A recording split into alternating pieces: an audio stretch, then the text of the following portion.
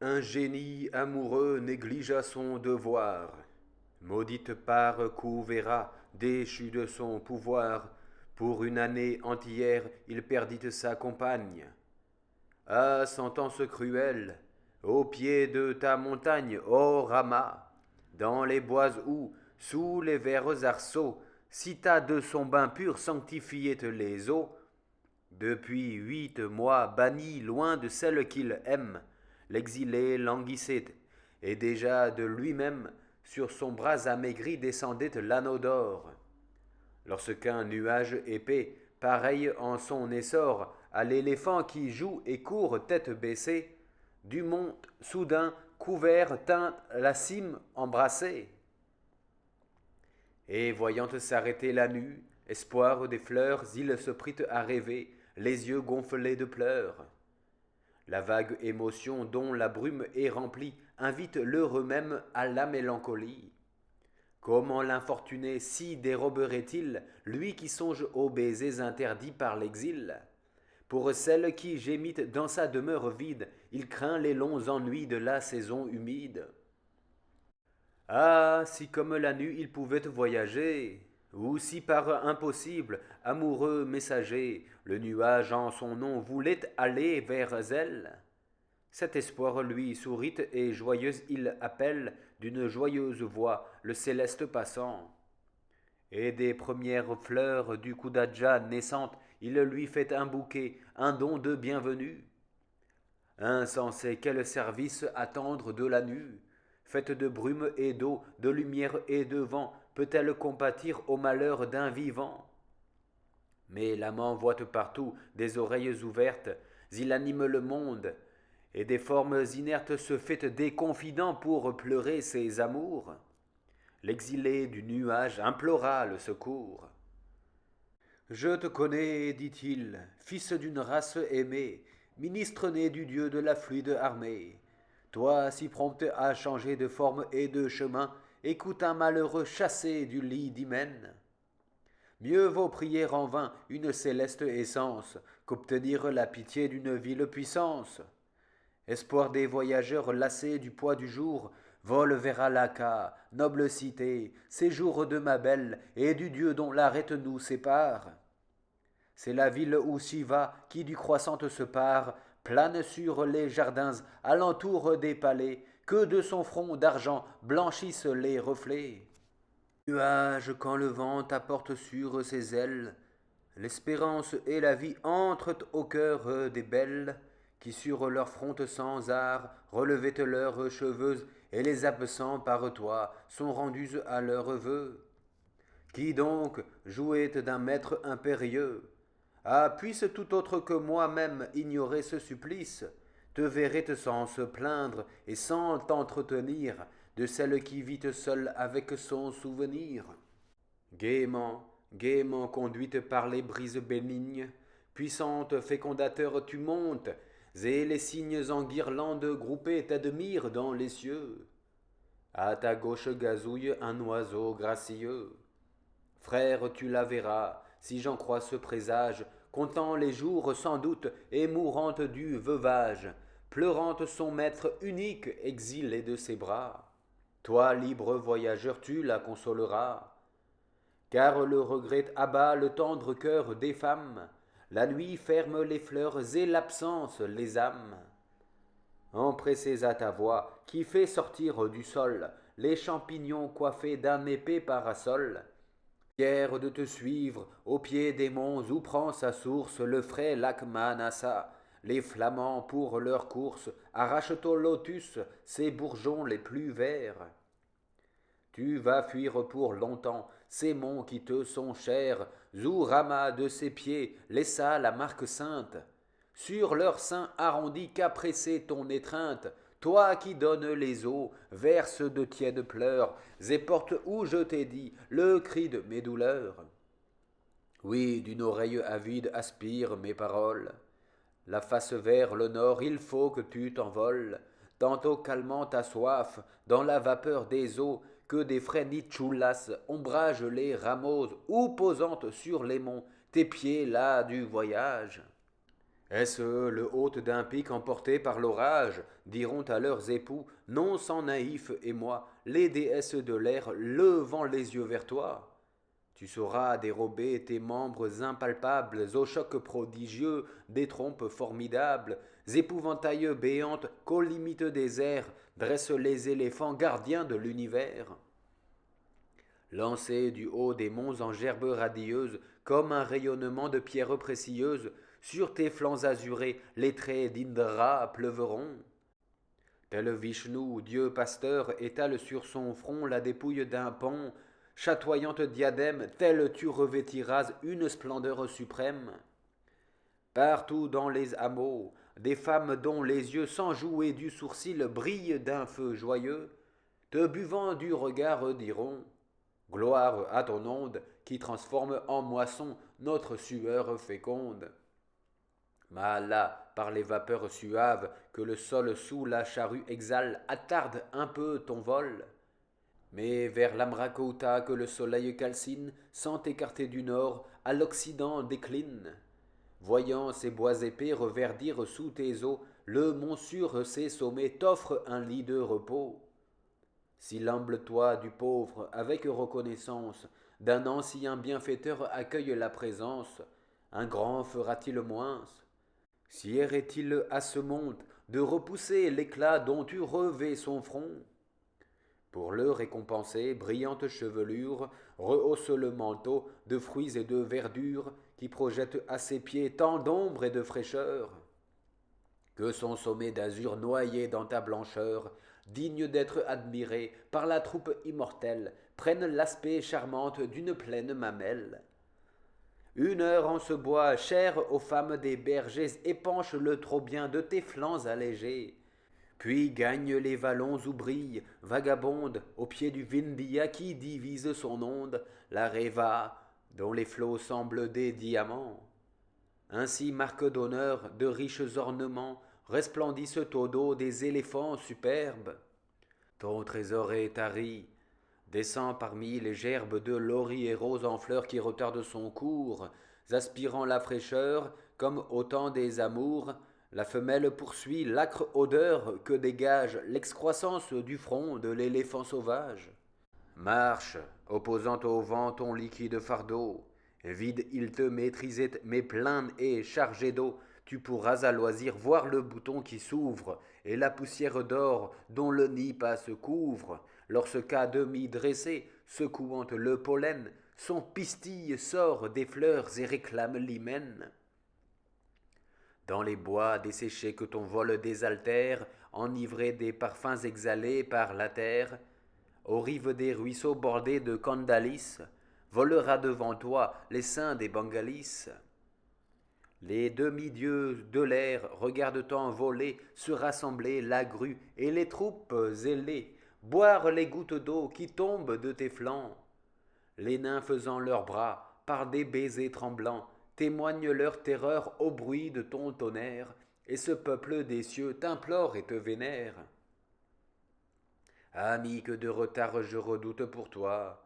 Sauras-tu par pitié pour ma belle et pour moi dédaigner sur les monts l'odeur des fleurs nouvelles et le joyeux accueil des pans, dont les prunelles nagent dans un contour aussi blanc que le lait?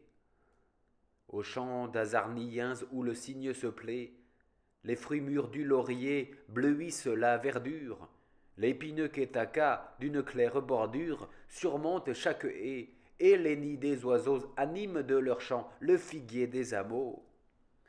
Tu gagnes Vidassa, noble et royale ville, et le Vetravati dont le flotte plus mobile qu'un sourcil féminin, plus doux qu'un tendre aveu, de ta soif renaissante apaisera le feu. Près de là, le repos t'attend sur la colline, chère aux folles beautés de la cité voisine. Les antres imprégnés d'amoureuses odeurs n'y parlent que d'ivresse et de jeunes ardeurs. Par ton aile effleurée en ce lieu de délices, jasmins et nocléas rouvriront leurs calices. Et comme les lotus qui pendent à leur front, sous ton ombre propice, un instant revivront les marchandes de fleurs, dont la main impuissante sur leurs joutes étanchées la sueur renaissante. Plus loin, c'est Ujjain qui réclame un détour. Peut-on de ces palais mépriser le séjour? Connaît-on la beauté si l'on ne voit ces femmes? Ne crois pas éclipser de tes festons de flammes leurs yeux au coin mouvants, leurs yeux fascinateurs. Mais écoute d'abord l'appel des flots chanteurs. Une file d'oiseaux, écharpe suspendue, voltige sur le sein de la nymphe éperdue qui tremble à ton approche, et folle du péril, montre un tourbillon vert qu'on dirait son nombril. Le trouble d'une femme est un aveu tacite. À son tour, la Sindhu, dans sa couche, t'invite. Son eau, dont le soleil a rétréci le cours, réduite en mince tresse, implore ton secours. Les arbres de ses bords y sèment leurs dépouilles, et maigre elle t'attend sous sa robe de rouille. Avec les eaux du ciel, tendre ami, guérilla. Ujjain, Avanti, l'heureuse Visala, où de Vatsaraja les amours sont célèbres, lui comme un coin du ciel qu'en nos humbles ténèbres, par la grâce d'Indra, put rapporter jadis une troupe de saints venus du paradis. Là, de la grue au loin portant les notes grêles, le vent de la cypra, vente favorable aux belles, vent qui refait les corps lasses des jeux de l'amour, embaumé du lotus éclose au point du jour, semble un soupir d'amant plein d'espoir et de crainte. De terrasse en terrasse, erre en baisante l'empreinte qui laisse les pieds peints des folâtres beautés. Aux grilles des balcons de jasmin surmontés, où les ébats des pans annoncent ta présence, respirent les cheveux trempés de riche essence. Tu portes les couleurs du Seigneur au cou bleu. Salut, dira le prêtre, ami du triple Dieu, jouis de la fraîcheur de ses jardins. Contemple dans la Gandavati qui coule au pied du temple la baigneuse sans voile. Aucune brise ailleurs ne se parfume ainsi de femmes et de fleurs. Mais puisqu'en ce lieu saint tu viens après l'offrande, attends que le soleil vers le couchant descende, et de tes roulements, comme un pieux tambour, accompagne notre hymne à la chute du jour. Reste. Ne vois-tu pas que l'as de la danse, l'as de son écharpe agitée en cadence, et du riche éventail aux manches de saphir, la prêtresse implorante l'ondée et le zéphyr, vers toi lance un regard plus long qu'un vol d'abeilles. Le soir répandant ses fleurs sur tes formes vermeilles, si rouges que Shiva, pour un jour renonçante à la hideuse peau qui le couvre de sang, t'empruntera ta pourpre, et Durga, satisfaite d'un sourire indulgent, te paiera cette dette.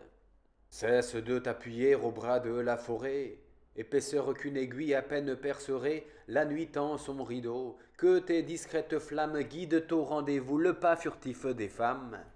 Ah, ne va pas gronder, leur cœur tremble aisément, que l'éclair à leurs pieds projette un jour clément, comme une trace d'or sur la pierre de touche, que la foudre avec toi sur les palais se couche et reste suspendue à tes lèvres de feu. Mais au plaisir d'hymen vous allez dire adieu. Tes pigeons éveillés s'envolent, et l'aurore t'appelle aux horizons où tu n'es pas encore. La lenteur ne sied pas à qui sert un ami, et déjà plus d'un sein de bonheur a frémi au retour d'un épouse ramené par les pluies. L'œil de ma belle encore attend que tu l'essuies. Fuis, je tremble pour toi, si le soleil te jointe. Altéré de rosée, il n'épargnera point ta vapeur qui s'oppose à sa course rapide. Va plutôt te plonger en cette onde limpide, claire comme un cœur pur, et qui de près veut te voir, celui dont l'ombre fraîche embellit son miroir. Ces agiles poissons qu'un blanc lotus rassemble brillent comme des yeux dont la paupière tremble. Ce roseau, c'est un bras qui, dressé hors de l'eau, de la nymphe à ta vue écarte le manteau. Vaincu par le désir, malgré toi tu te penches vers l'îlote qui trahit la rondeur de ses hanches, douce possession qu'il faut quitter pour autant. Dans la Ganga céleste, un nouveau bain attend, sous des bois murmurants, tes nouvelles fatigues. Porté par le vent frais qui fait mûrir les figues, pénétré des parfums dont imprégna le sol, vers la Devagiri tu diriges ton vol, et l'éléphant te suit de sa trompe dressée. Là, du divin Skanda la demeure est fixée. Skanda, chef lumineux, que le Dieu tout-puissant, le Dieu porteur d'offrandes et maître du croissant, donne pour conducteur aux célestes armées. Encense-le de fleurs et d'ondes embaumées. Durga dont le front jette un saint rayonnement, à l'oiseau qu'il préfère emprunte un ornement, plume d'azur et d'or, à des feuilles pareilles, qu'elle suspende aux fleurs de ses blanches oreilles. Il est si beau le pan, lorsque roulante son œil, aussi blanc que la lune, il reçoit plein d'orgueil l'hommage prolongé de ta foudre sonore. Qui veut te plaire à Durga, comme elle-même honore ce Dieu que la Ganga vit naître en ses roseaux.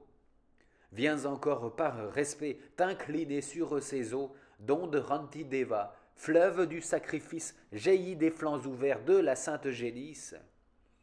Les cœurs aériens ont peur en t'approchant de mouiller les vinasses qui soutiennent leurs chants. Ils te suivent de loin sans traverser ta route, et pour eux, des auteurs de la céleste voûte, cette vaste rivière où le plaisir du bain délace ton corps noir comme l'archer divin, n'est plus qu'un long collier joyeux de la prairie où l'éclat du saphir aux perles se marie. Mais voici d'Azapour, relevante pour te voir, leurs flexibles sourcils, ces filles à l'œil noir te lancent des regards vifs comme des gazelles. Sur un globe nacré, leurs brillantes prunelles semblent l'abeille noire au cœur d'un jasmin blanc. Le pays de Brahma se trouve en ton chemin, et ce champ des Kourous, région meurtrière, où périte dans sa force une race guerrière. Que ton ombre un moment plane sur ces tombeaux, comme au front des guerriers abattus par monceau, le grand arc Gandiva faisait pleuvoir les flèches, baigne à ton tour ces morts de tes décharges fraîches. C'est plus loin sur les bords de la Saraswati que, triste du combat et sans prendre parti, Balarama jadis, fuyante jusqu'au breuvage, où Revati mirait son ravissant visage, pleura dans le désert les siens entr'égorgés. Va remplir en ces flots tes membres allégés et reprends ton chemin pur sous ta robe noire. La divine Ganga t'invite encore à boire. Par son rude escalier, admise au rang des dieux, les fils de Sagara montèrent vers les cieux. De degrés en degrés retombe la rivière. Elle rit de Siva, narguante l'épouse altillère, car sa main écumeuse a d'un flot caressant joué dans les cheveux du dieu porte-croissant. Et lorsque, fasciné par ces eaux cristallines, le corps demi-penché dans le ciel tu t'inclines, pareil aux éléphants qui gardent l'univers, le fleuve dont ton ombre obscurcit les flots verts, croit que déjà vers lui la Jamuna s'empresse, et dans son courant pur verse son onde épaisse. Tu t'asseyais sur le mont où mugit le torrent, où le musc a frotté son nombril odorant, et le sommet neigeux de tes plis se dégage, comme on voit au-dessus d'un sombre marécage, le front du buffle blanc du Seigneur aux trois yeux. Si l'aride Aquilon qui souffle en ces hauts lieux, sous les vastes forêts vaguement lumineuses, enflamme par le choc les branches résineuses, accours. Force et pouvoir n'ont pas de fruit meilleur que l'aide à la faiblesse et l'offrande au malheur. Et sur l'embrasement vidant tes urnes bleues, des yaks épouvantés éteints les larges queues. En vain les Sarabas, fiers de leurs pieds nombreux, se lèvent contre toi. Tu verseras sur eux le rire de la grêle et l'éclat de la foudre, qui menace le ciel, promptement tombe en poudre. Mais le vainqueur sonore, en vénérant les dieux, va donc sur ce rocher te joindre au cœur pieux, qui du pied de Shiva baise humblement l'empreinte. Celui qui fait le tour de cette marque sainte prend place après la mort au cortège immortel. Le vent dans les roseaux chante le roi du ciel, et comme un grand orchestre au flanc de la montagne, ton sonore tambour par instants accompagne le rythme triomphal des harpes de l'éther. Entre ces monts où siège un éternel hiver, le cygne et la cigogne émigrent par les brèches que d'un nez aux anciens leur ouvrirent les flèches. Vers le septentrion échappe-toi comme eux. Allonge ton grand corps éclatant et brumeux, tel qu'un pied de Vishnu qui couvre tout un monde. Plus loin, le Kailasa montre sa tête ronde que sans la renverser un géant te souleva. Et, plus blanc qu'un lotus, un rire de Shiva réside sur ses pics, dents de neige éternelle. Comme un collier brun sous les yeux d'une belle, ton ombre des frimas rehausse la blancheur, et l'ivoire nouveau n'a pas tant de fraîcheur. Les épaules du mont où ton vol vient s'abattre semblent prendre à Rama sa tunique bleuâtre. Souvent ces purs glaciers où se peinte ton corps noir à la belle Durga servirent de miroir. Alors le bracelet formé d'une couleuvre n'était plus à son bras, Shiva quittait son œuvre, et tous deux ils allaient se tenant par la main. Si tu rencontres là ce couple surhumain, pour le porter sans peine aux demeures heureuses, couche tes flots captifs en marche vaporeuse. Puis les nymphes viendront avec leurs diamantes qui soutirent l'éclair par un court frottement, fraîches comme des fleurs que l'arrosoir inonde, ouvrir tes réservoirs et délivrer ton onde. Sinon, pour les punir, jette à leur fol essaim le fracas et le feu qui te charge le sein. Mais prends soin que ta forme, un instant raffermie, sur l'éléphante d'Indra déploie une ombre amie. Passe le Magnasa, lac aux nymphéas d'or, et sur le roi démon pose enfin ton essor. Car ces murs de cristal, ces blancheurs où ton ombre forme, en les divisantes, comme une écharpe sombre, où le Ganga découpe un léger vêtement, mousseline jetée au dos de son amante, et ces arbres émus par ton haleine humide dominent le séjour où mon âme réside.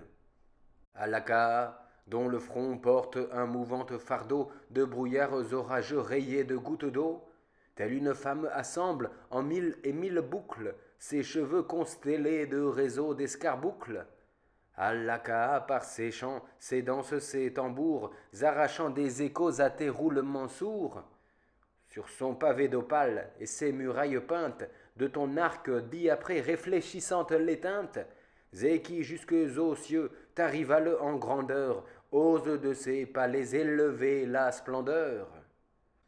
C'est l'empire des fleurs. Sur les têtes des belles s'ouvre d'une ocléa les corolles nouvelles. L'arrêt où les cheveux s'écartent en deux flots se perd sous les nipasses à ta venue éclos. Le lodra sur les fronts sème sa poudre blanche, l'amarante en épi sur l'oreille se penche. Les chignons épais et plantés le jasmin, et chaque nymphe marche un lotus à la main. Les fleurs parent encore, étoiles de l'ombrage, les terrasses d'opale, où ce joyeux breuvage, que les arbres divins recèlent en leurs fruits. Et le son des tambours, profond comme ton bruit, exalte sur le sein de leur belle maîtresse, mes heureux compagnons bercés par deux ivresses. Sur le chemin qui mène au rendez-vous d'amour, que de fleurs en lambeaux gisent au point du jour. Mandaras, lotus d'or, que les femmes éprises dans leur course rapide abandonnent aux brises. Perles, rubis, joyaux perdus, foulés aux pieds, quand sur le sein qui s'enfle éclatent les colliers. Alors aventurant une main téméraire, l'amant rompt la ceinture à ses désirs contraires. Les femmes que déjà leur robe défend mal couvrent la lampe en vain de poudre de santal. La rebelle résiste à leurs bras qui se pâment et leur jette au visage une gerbe de flamme. Léger troupeau du vent qui n'arrête jamais, tes frères aux nuages effleurent les palais, imitant ces vapeurs de cinnamome et d'ambre que la fenêtre à jour laisse fuir de la chambre. Leur feinte a réussi. Soudain les blancs flocons viennent crever en pluie, aux treillis des balcons, dégradent les tableaux peints dans les galeries et s'éparpillent, fiers de leurs espiègleries. Mais la lune argentée écarte leur réseau, ces flots de diamants filtrent avec leurs eaux sur le sein des beautés, trop longtemps caressées, et distillent la paix aux voluptés lassées. Il est vrai que l'amour, par respect du grand Dieu qui près de Couvéra, souvent siège en ce lieu, n'ose porter son arc à la corde d'abeille. Mais la femme en ses yeux a des armes pareilles, et rarement le cœur échappe aux traits subtils, dardés par l'arc ému d'un amoureux sourcil. Nous demeurons au nord du palais de mon maître, et la maison de loin se fait assez connaître. Son portail en splendeur dépasse l'arc d'Indra, dans le jardin verdoie un jeune mandara, élevé comme un fils par la nymphe qui m'aime, et sa fleur vers la main s'abaisse d'elle-même.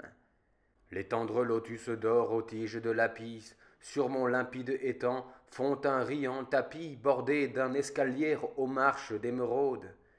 Et voyant devant toi s'enfuir la saison chaude, les cygnes du bassin, fidèles aux fleurs d'or, vers le lac Manassa ne prendront point l'essor. Ce tertre au bord des eaux qu'un pavillon couronne, et que le bananier de ses fruits environne, hélas, ma douce amie, en émette le séjour. Quand l'éclair embellit ton bleuâtre contour, je crois voir les saphirs, comme avant nos désastres, de ce cher pavillon consteller les pilastres. Je vois la soca rouge au mobile bouquet, l'odorante Kessara, double honneur d'un bosquet, où l'amarante sombre au madavis se mêle. L'un voudrait effleurer la jambe de ma belle, et l'autre, pour fleurir, ami j'en suis jaloux, lui demande un baiser qui manque à son époux. Une colonne d'or de cristal surmontée, au socle d'émeraude en feuillage sculpté, sert de refuge aux paons que l'orage poursuit. Ma nymphe bat des mains et s'animente au bruit des anneaux qu'un bras leste en mesure secoue. Sur le blanc chapiteau, l'oiseau bleu fait la roue. Telle est notre maison. Si ce n'est pas assez de tous ces souvenirs en ton esprit fixés, si pareil à la fleur qu'une ombre froide accable, l'exil de son soleil la rend méconnaissable. La conque et le lotus, peints au-dessus du seuil, te guideront sans faute à ma demeure en deuil. Va donc et pose-toi pour lui rendre la joie, comme un jeune éléphant qu'Indra lui-même envoie, sur la colonne d'or où s'arrêtent les paons. Modérant tes éclairs, par grâce, ne répands à travers les treillis que la lumière douce des vers luisants joueurs enfouis dans la mousse.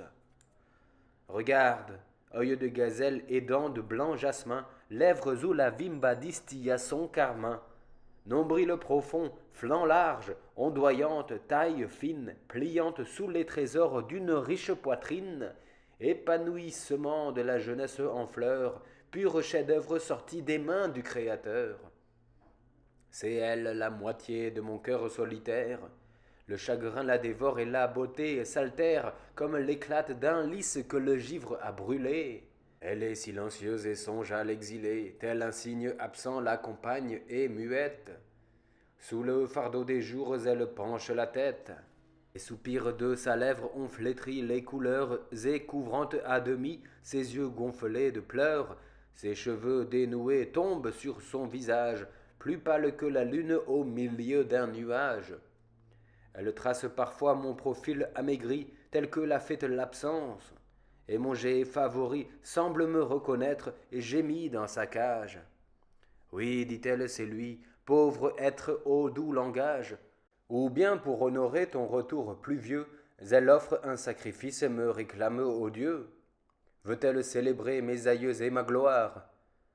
Le chant connu, l'air même échappe à sa mémoire, l'air qu'elle a composé. L'écho de ses douleurs sur les cordes du luth résonne avec ses pleurs, et glissante de sa hanche à la traînante robe, l'instrument inutile à sa main se dérobe. Tantôt son triste cœur compte combien de fois les fleurs que sur le seuil on suspend tous les mois, avant de me revoir, se faneront encore, ou se rêvent d'avance à l'heure qu'il implore.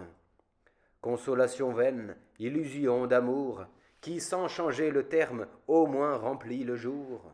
Mais la nuit pèse à cette solitaire. Fidèle et sans sommeil, elle est couchée à terre.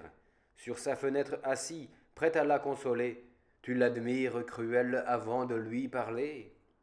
Tu regardes son corps, blanc sur sa couche brune, aminci par le deuil comme un croissant de lune, et les larmes sans fin qui dévorent ses yeux durant les longues nuits, si courtes dans nos jeux. De fébriles soupirs sur la fleur de sa lèvre remplacent les baisers dont mon exil la sèvre. Un rêve pense-t-elle, aidé du souvenir, avec mon bien-aimé pourrait me réunir. Viens, sommeil. Mais l'amour de ses plaintes se joue. En vain sa main brûlante écarte de sa joue ses cheveux qu'arrédit l'eau des ablutions, et ce filet témoin de ses afflictions, qu'au jour de mon départ noua celle que j'aime, qu'à l'heure du retour je dénouerai moi-même. En vain de tous côtés en stériles efforts, sur le bord de son lit s'agite son beau corps. Ses cils chargés de pleurs inclinant sa paupière, cachent en vain ses yeux à la fraîche lumière de la lune, autrefois douce à nos cœurs joyeuses, autant que l'ambroisie à la bouche des dieux. Fleur mi-close en un jour baigné d'ombre incertaine, elle ne veille plus, mais elle dort à peine. Et tout en elle est deuil, ses ongles allongés, ses poignets sans anneaux, ses cheveux négligés, réduits en tresses uniques, en masse informe et dure, et son front sans couronne, et son corps sans parure. C'est que ce cher trésor est à moi tout entier, comme au jour du départ l'absent peut s'y fier, et toi-même bientôt, ému près de sa couche, tu verras si l'orgueil a parlé par ma bouche. Sur elle, malgré toi, tu te fondras en pleurs, car toujours la pitié s'impose au tendre cœur. À ton approche, ami, quel long regard va luire dans ses yeux autrefois rehaussés de collyre, aux sourcils par le vin aisément égayés.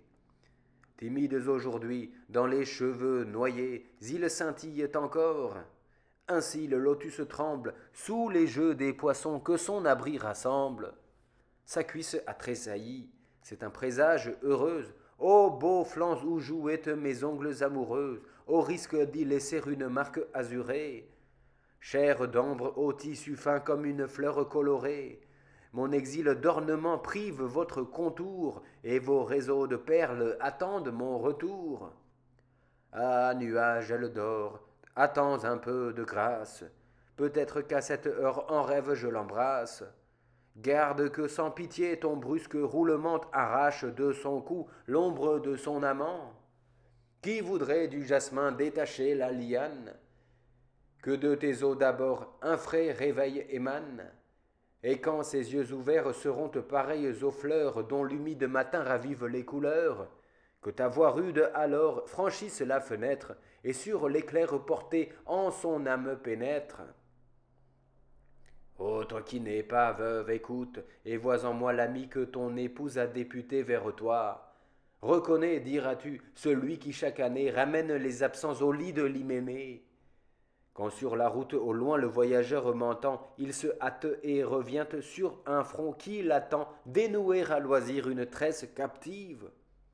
Alors vers Hanuman Sita, moins attentive, leva jadis les yeux, alors, ô fils de l'air, elle t'écoutera. Le nom de l'être cher fait tressaillir d'espoir le cœur tremblant des femmes. Un message fidèle unit au moins les âmes. Et pour la consoler, tu diras: ton ami contre le poids des maux à grande peine affermi, vite sur un mont lointain, à cette involontaire. Ta santé l'inquiète, ô belle solitaire. Pour les esprits captifs dans les liens du corps, la santé n'est-ce pas le plus grand des trésors?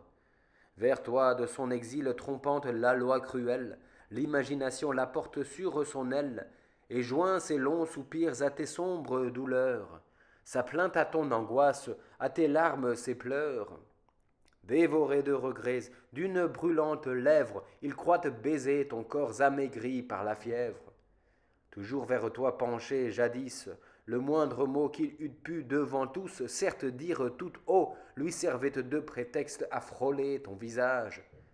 Et maintenant réduite à ce lointain message, le malheureux t'appelle et tu ne l'entends pas. ma voix te chantera ce qu'il t'eût dit tout bas. Ton regard, lui, dans l'œil de la biche inquiète, le jeu de tes sourcils dans l'onde se reflète, la liane pliante à ton port gracieux, le plumage des paons ressemble à tes cheveux, et ta joue au teint clair comme la lune est ronde. Mais hélas, rien n'est toi méchante, rien au monde n'offre l'accord complet de tes perfections. Sur la pierre souvent, mes fidèles crayons brûlantes de désir ont tracé ton image. Et quand je veux me peindre à tes pieds, un nuage de pleurs longtemps accru voile soudain mes yeux. Nos amours sont haïs du destin envieux. Même sur cette pierre, il nous sépare encore. De rayons écartés à peine se colore la brume qui s'amasse et règne à l'horizon. Ah, qu'il pèse ces jours de l'humide saison, à l'absent tourmenté par le maître aux 5 flèches. Parfois les bois mouillés avec leur senteur fraîche, douce comme l'odeur qui flotte sur tes pas, t'évoquent un moment à mes yeux, et mon bras, comme pour t'enlacer, ma jeune bien-aimée, s'élance dans le vide et presse une fumée. Les déesses des bois, témoins de mes douleurs, versent sur les rameaux les perles de leurs pleurs. Le vent du sud baigné dans la neige voisine s'embaume en effleurant les pins, dont la résine tombe en gouttes de lait des bourgeons entr'ouverts.